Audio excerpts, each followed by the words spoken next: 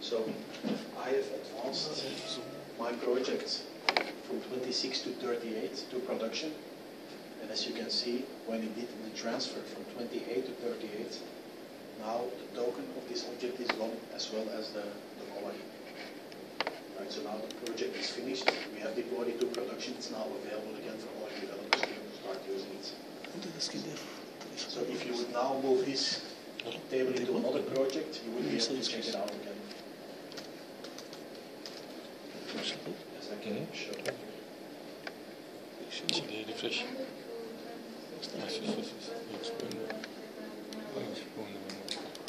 Non, voilà, tu l'as mis. Voilà. Voilà.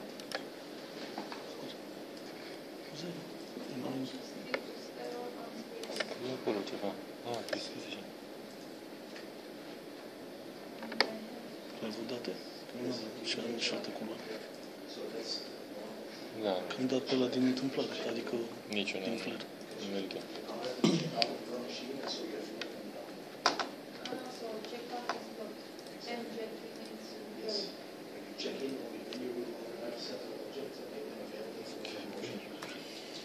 Cannot go to 30, I see. Okay, so the demo stops at 26, yeah, that's possible. Okay. So, if you want to play around with the allowed actions, go back to your starting page, system administration tools. Da, niciuna. Nici nu? Ah. Under there, the object management administration. Under there, the object management configuration. Care? Dacă e omul cât Am mâncat. nu vă recomand. Asta e și... Object management administration. Și de acum ce descund? Treba environment management. Object management administration tragi. So here you can see Păi și eu am niște scedo. Object transfer ce ai?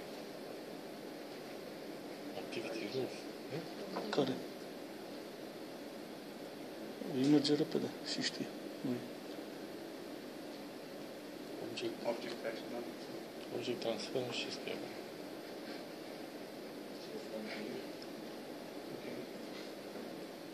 Ok. Ok. Object activity Active roof. rules. Ok.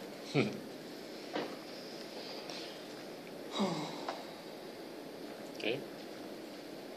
Find. Roșu. and then select the from status, 21 and the to status. Because I think we want to see what you can do.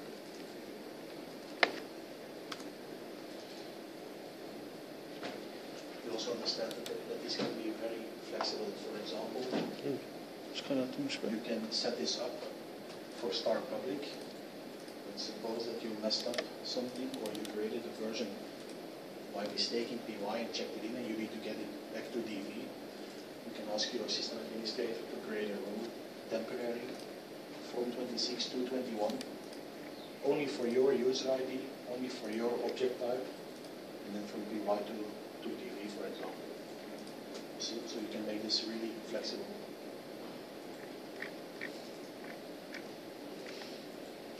So the OCM change is only active after logging in, after logging off and logging back in, obviously. When you change this, it will not be active immediately. You need to switch off. On the server, all these things are cached, of course. They call that the service cache. Can be edited, the line can be edited, or you must delete and recreate Now you can modify a line. and modify.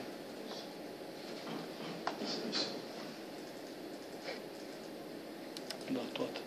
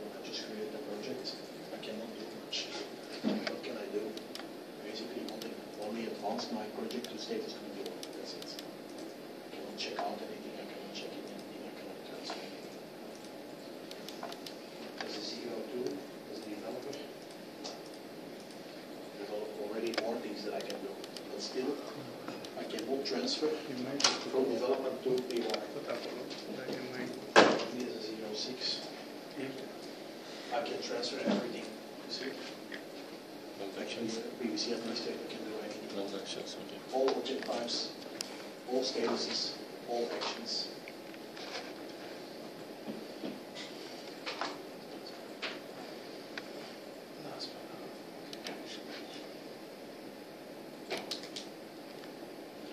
So does everybody has an E910PR_lab project?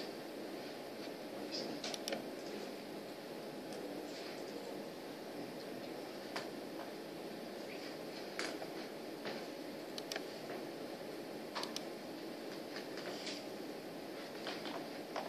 Okay, so we have a project now, so now it's time to create applications or objects to it.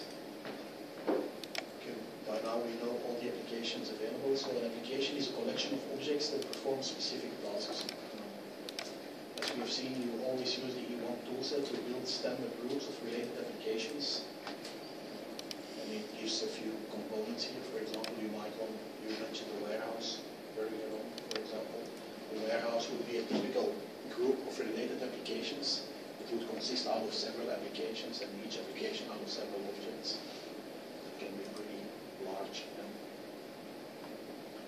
So applications refer to both interactive as well as batch applications. And examples of applications are the address book, sales order entry, general ledger post, trial balance report.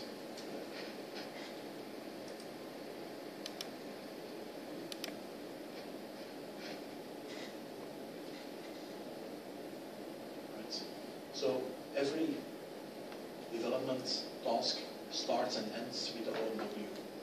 But for example, when you want to create a new table, sometimes you don't need to create new data dictionary items for it. You might want to reuse existing data dictionary items. Right? So you start off from step 2.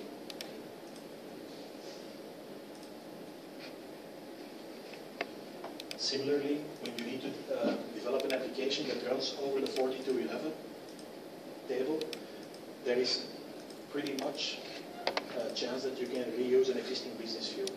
Right? So no need to go and create data items, no need to go and create a table, no need to even go and create a business view. Just go directly to your application, design it, and reuse an existing business view.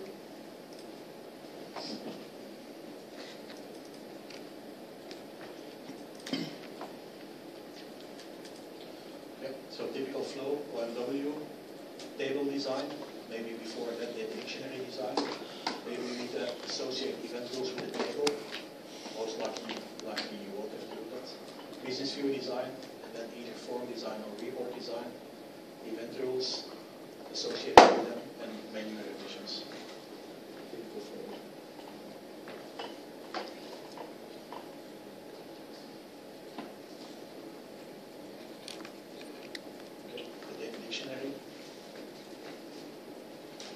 We've seen that this morning. So it identifies a unit of information specific to a data item. It defines how the item can be used and includes information such as the type of item and its length.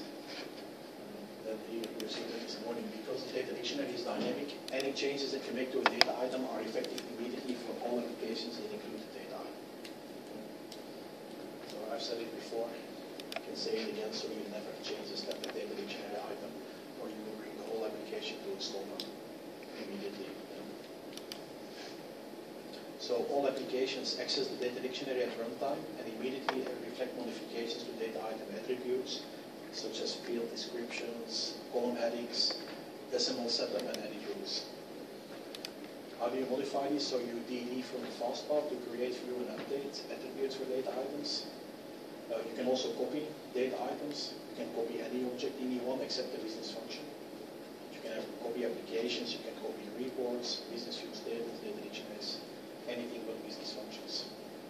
So obviously this method can be quicker and easier than creating a new data item from scratch. But if you use this method, you must distinguish between the original and the copy. How do you distinguish between them? By modifying the alias. For data dictionary items, basically there are no naming standards. So it's up to you how you name your data items. Usually I would say start your alias also with 55 to 59. That's up to you.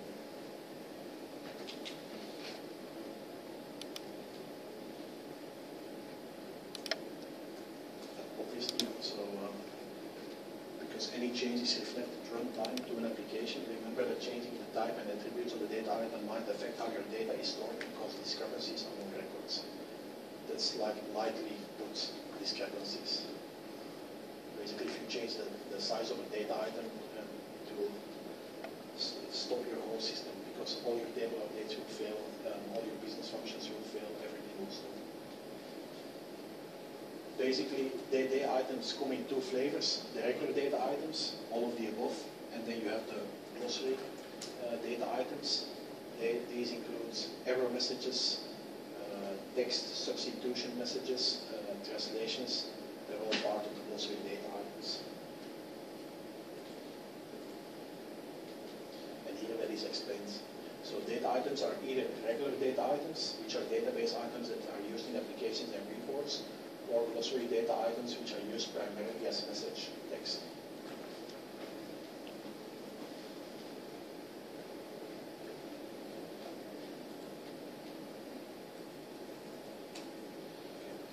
So basically, when you create an application, you have a form control, and the form control is associated with a data dictionary item. For example, the DCTO field that we saw before. We know that the DCTO field was associated with the UDC, and the UDC defines a list of values that you can enter in it. For example, if you would include this field in a form control in application, and you would run the application, and you would enter a field that is not in the list of values, you would immediately get an error. And this is done without you having to write a long bit of code. That is all included in the data dictionary runtime validation. So you don't need to write code that says compare this entered value with the UDC table if available. Okay, if not available, throw error. No, that's done automatically for you. And like this example, all these attributes associated with the data dictionary are validated at runtime when you access the application. So these regular data items, they are actually the foundation or the smallest building blocks of all E1 objects. You create data items for use as fields on a form, columns in a table, business fields in a business view, members of the data structure, and fields on a report.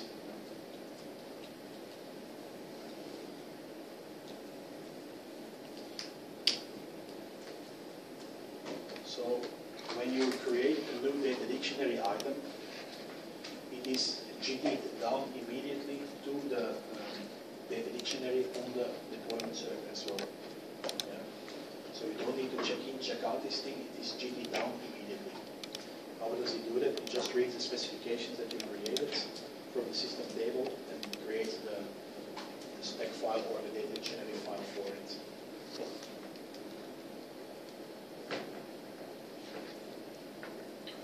That's what it says here. So once accessed data items are stored on the workstation in a permanent cache. So when you deploy a full package to a server or to a workstation, it will come with a complete set of data dictionary items. Yeah.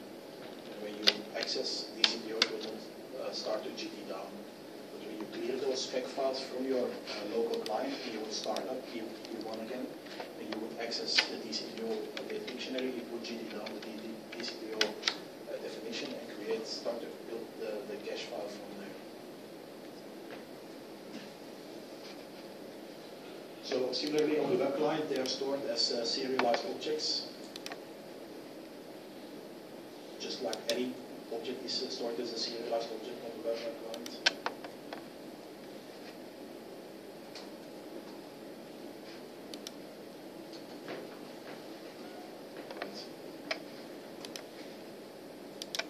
List of parameters that define regular data items. We've seen a few already. So the display decimals, the file decimals, description, data type, size, glossary, and then a few attributes.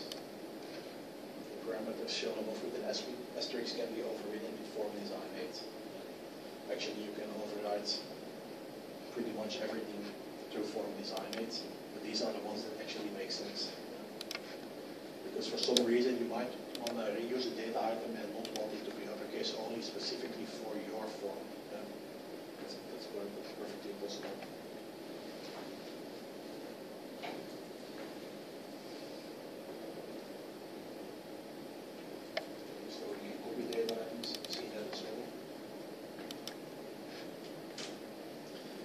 side you have the glossary data items. So these are the data items that cannot be attributes in tables. The most common form of glossary data items are the error messages. So when you click JDE in the fast path, it will be prompted. You will be prompted for either create a regular data item or a glossary data item. And glossary data items, they come with some functionalities like data structure association for text substitution. Whatever. I'll show you that in.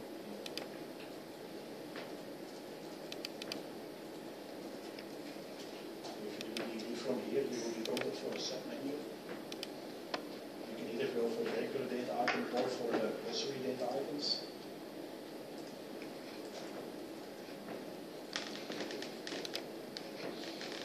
This is a glossary data item 028FIS. It is an error message. The description is all records for the query are not returned. You can specify the error level for it. 3 is a strange one. This level could be 1 or 2. It's an informative message.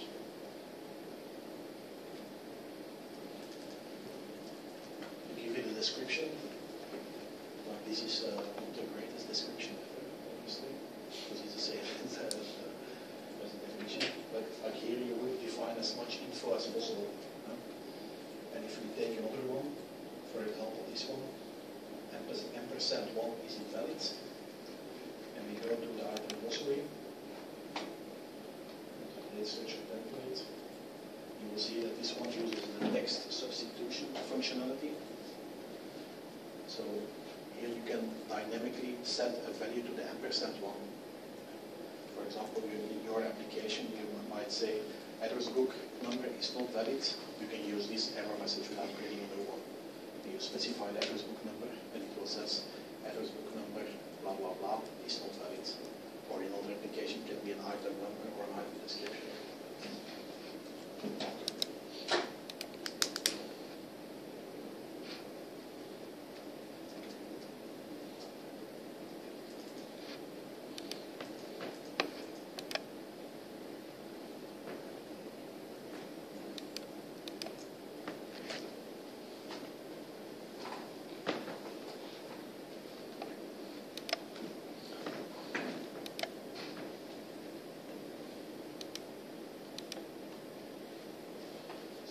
A glossary data item that has 2 dynamic components, %1 and %2. And so here you see they have associated this with a new data structure. It's not this 27 anymore, but the 28. Set error item and company, for example. And like this, you can create your own error message with your own data structure and associate as much parameters to this as you want.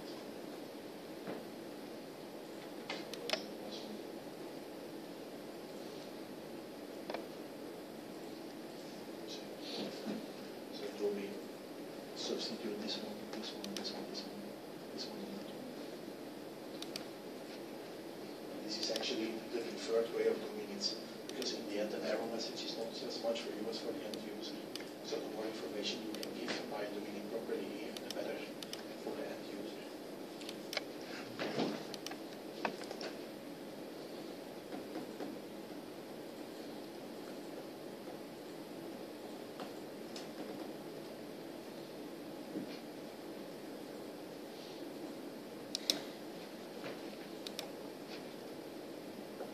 This is what I just explained, the JDE down. So data dictionary items reside on the logic server in a database table, and workstations retrieve from the publisher data dictionary only those data items that are necessary for the applications being used.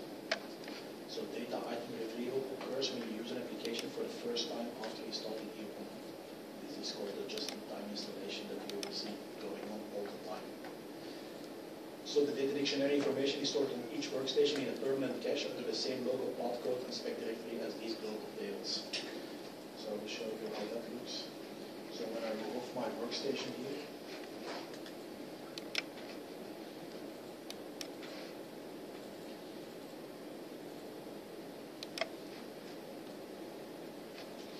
and I move to my local path codes, and I go to the spec directory, you will see that I have global tables, but also my data dictionary, my data text. So when I remove these things,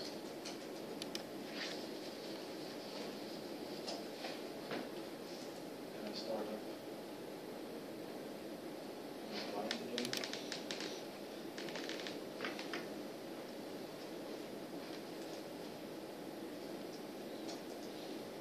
You will see that it will start with JDE as crazy. So first it will now do the global tables, the defaults, and it will start to build up these tables again.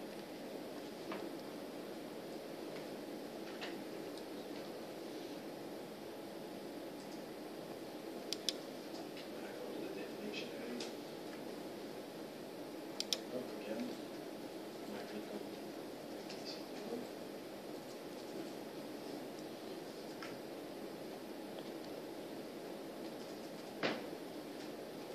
You see that they're now very, very small, the files.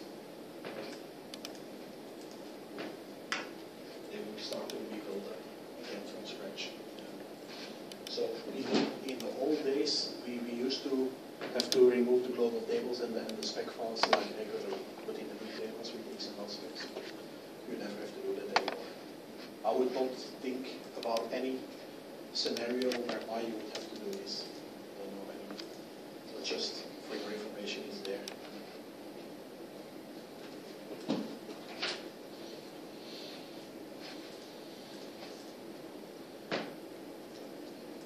Similarly, just in case you're interested, there is a batch job that you can run locally.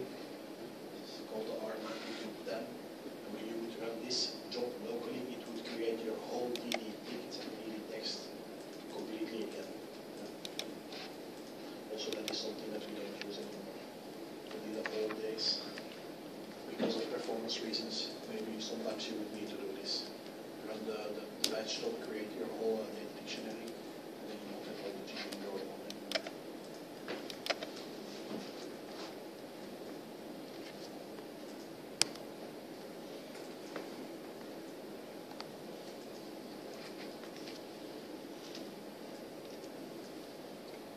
So data dictionary triggers, that's actually a trigger is an editing or display routine that is attached at the data dictionary level and initiated at runtime.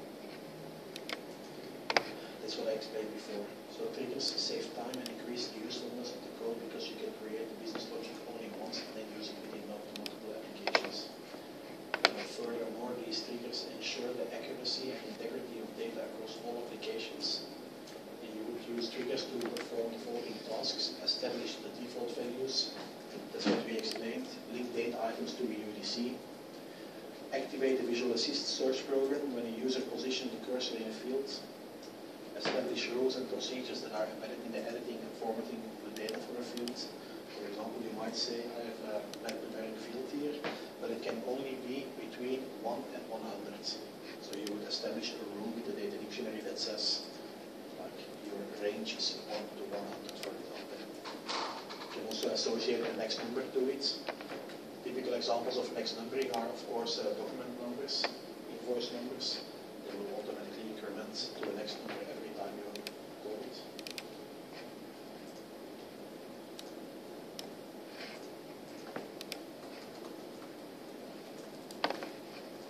Okay, again, you can override any of these triggers at runtime before you start it, but you should always anticipate how the data item will most often be used to reduce the need for overrides.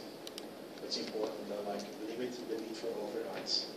It's very rare that you would need to override a data dictionary other than a Visual Assist. That's the most common. For example, the MCU data dictionary item comes with a Visual Assist that brings you down to a business unit search form.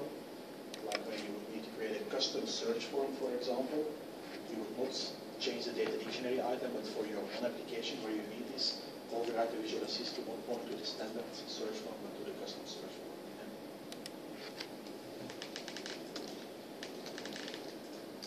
The default value, I think everybody understands what that is. So you have a data dictionary item, and by default it gets a certain value. Example of this is line type, that default to an S stocking line type. That can be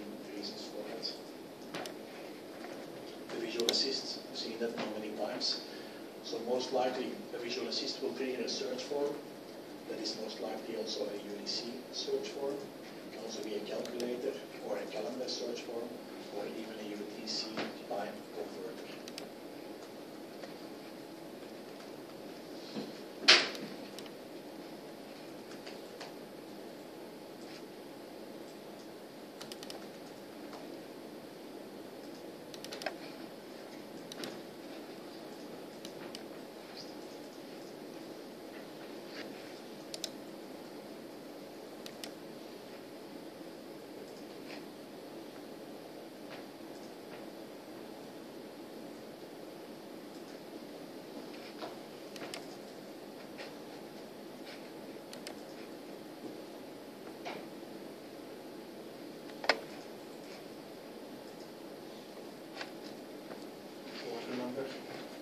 No visual assist.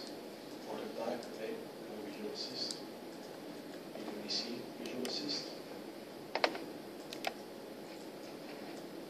Requested date, also a visual assist. It's a calendar.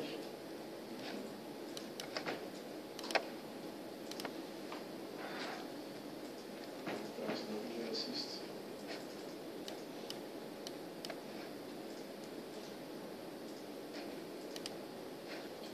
Also visual assist, but by default this one will equal to S.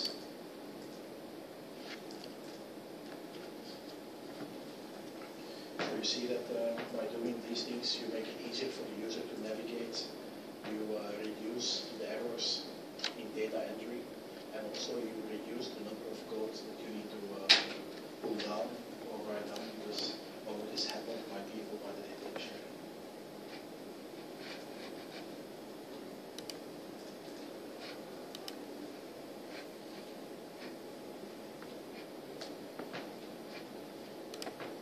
Okay, so the edit rule trigger, also saw that already. So it validates and compares a field with a particular value. It ensures that the field value is within a specified range of values. It leads to a specific UDC. It checks for yes and no values. You can even associate a business function with it. And the business function will then be called dynamically, passing in data and returning an error message or not. That's already advanced stuff, of course. I think we can see some examples of that.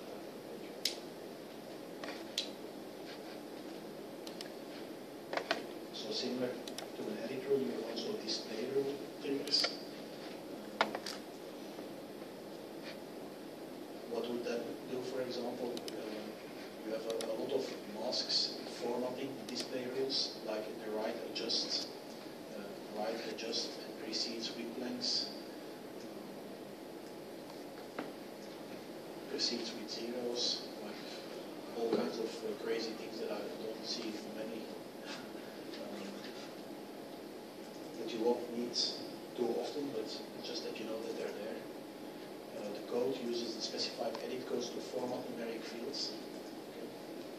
For example, you would say that my certain numeric fields can start with leading zeros, for example, the first number before the decimal separator. You can define that it's defined as 0.03 or just as 0.03. Like this you would do with associating your code with it. And then you have masks, mostly for dates, and also for encrypting data. Encrypting you can do on data dictionary level, but also in your application. Like when any field in an application, you have the option to encrypt it and make it invisible for the user. So when he or she types, it's either encrypted completely, or you can type one number or a digit, and then the next one will be encrypted, and so on. That's how you set it up. The next number trigger. Also complex thing actually. So basically a next number, and you can also access that from the fast path by going to the LN.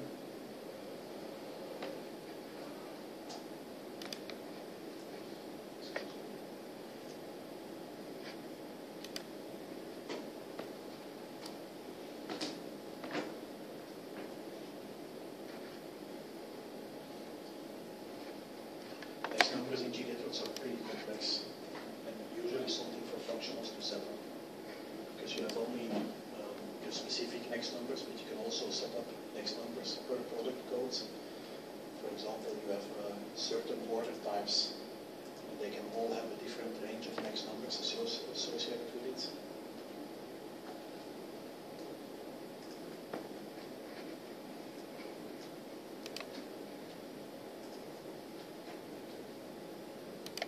The most common implementation of a next number would be an address book number.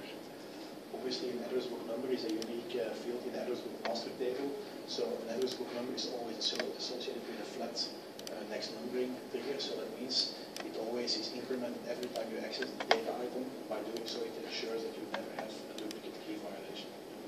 If that would not be the case, every time that you need to trigger a new value for this field, you would run into issues because you don't know which is the next available next number of course. And the data dictionary provides this at runtime, so you don't need to worry about it. You're always sure that if you reveal the next available number.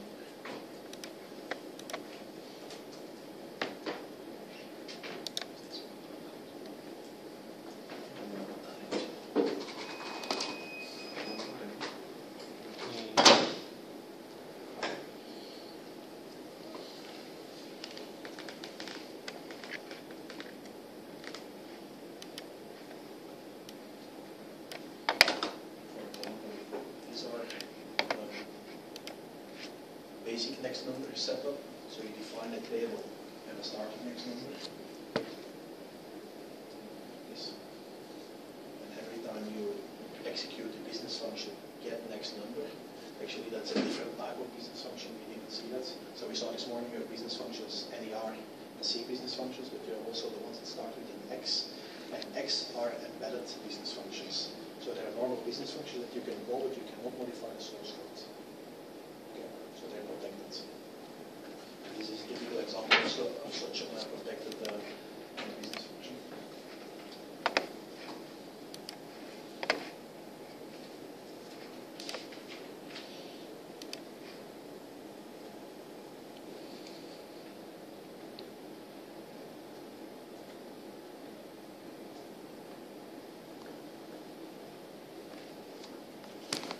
This is the complex next numbering.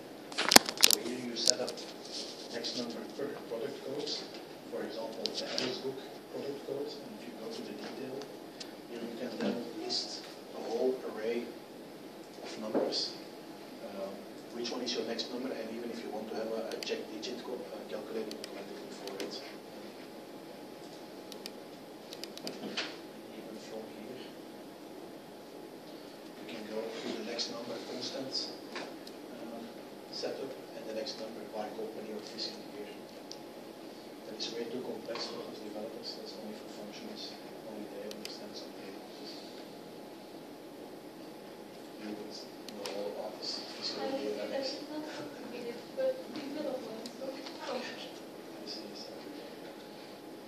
But for us, we don't need to know what it is. So I invite you to read through this next week. Smart field. Okay, smart fields is also something that would require a complete different development course, because smart fields are financial business functions, and smart fields are used to create complex tabular reports. And tabular reports are pretty complex things. But smart fields are also a business function that you could associate with a data dictionary item. For this training, we're not going to be bothered about it. Thank God I have not come across smart fields for a couple of years.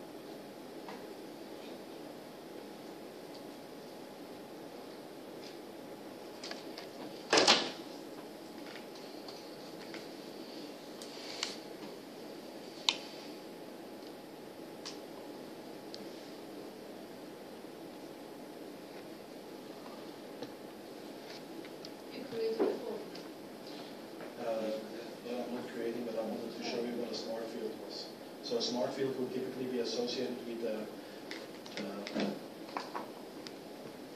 report variable, and the report variable also has events like initialize column, initialize variable, and it will typically be the do variable.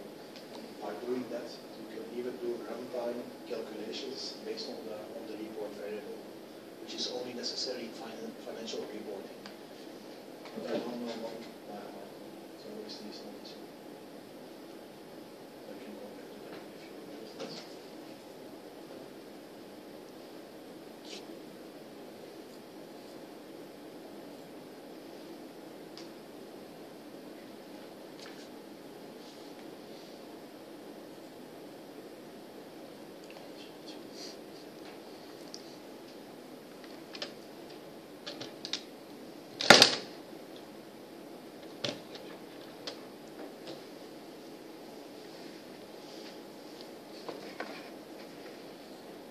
So the regular data item, I think we've seen now almost everything there is to know. So you distinguish between the regular and the glossary ones.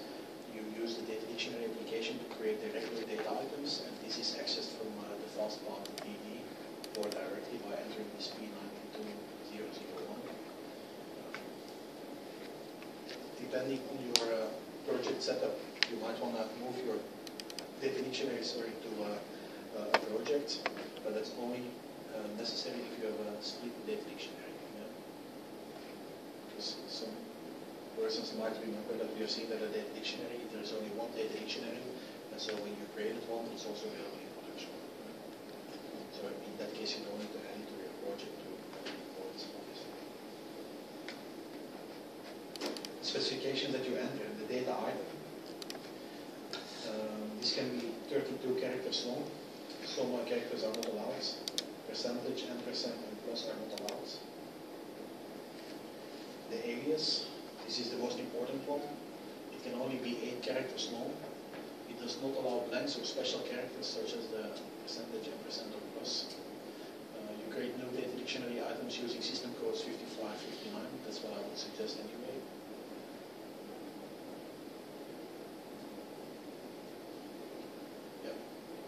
They say there, the database tables, the column prefix, you can come back to that when you see the tables. You associate them with a glossary group. A glossary group, again, is advanced stuff. Normally, all data items will go in the regular data items group, but you can also do specific glossary groups for whatever reason. Parent items, also secondary dates, arrays, etc. Normally, arrays are not allowed in E1. Because we only have flat data structures which cannot support arrays, obviously. So arrays you can only do programmatically in your business function. And for that matter, like most data dictionary items cannot support array functionality. There are some exceptions to that. Description. Yeah. Here it says that you have to start all date fields to begin with the word date. I don't necessarily would say that is a requirement. And this famous product code, also here is important when you create a custom data dictionary item.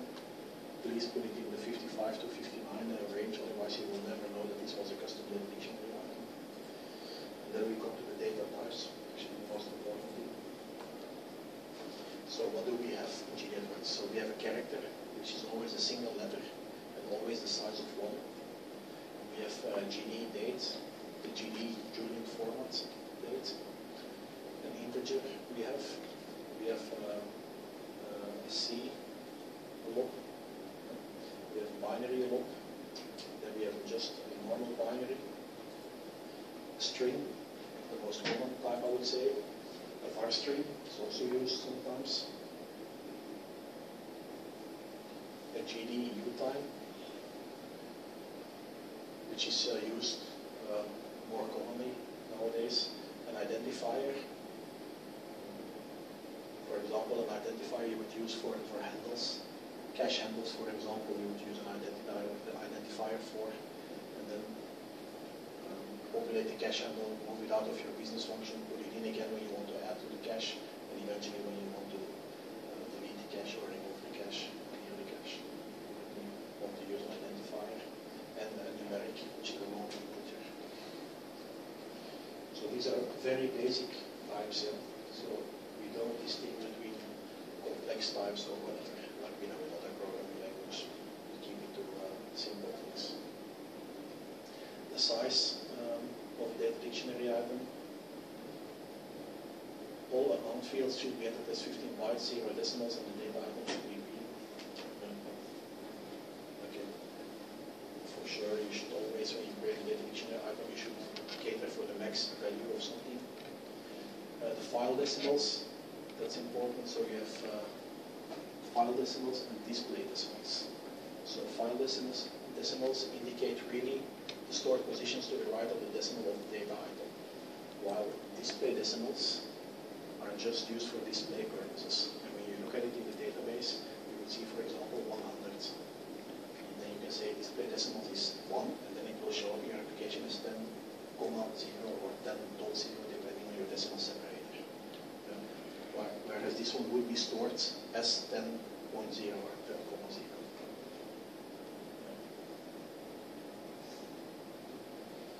Data item class, it's also important.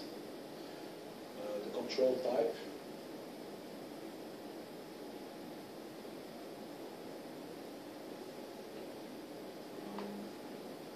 That's also less important. For example, if you want your data item to appear as a push button, the checkbox and so on, then you can use the control type, but it's mostly used for form design aids. So for other applications, it will be something that you need to set. The item occurrences, they go in conjunction with the array specification.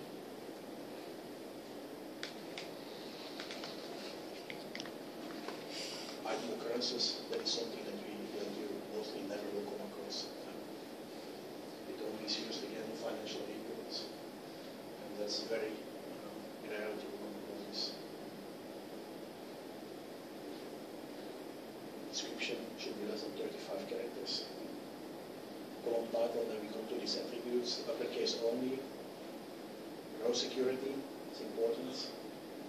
So row security is, for example, if you have a field company and you check the box row security, you could say in the security setup that user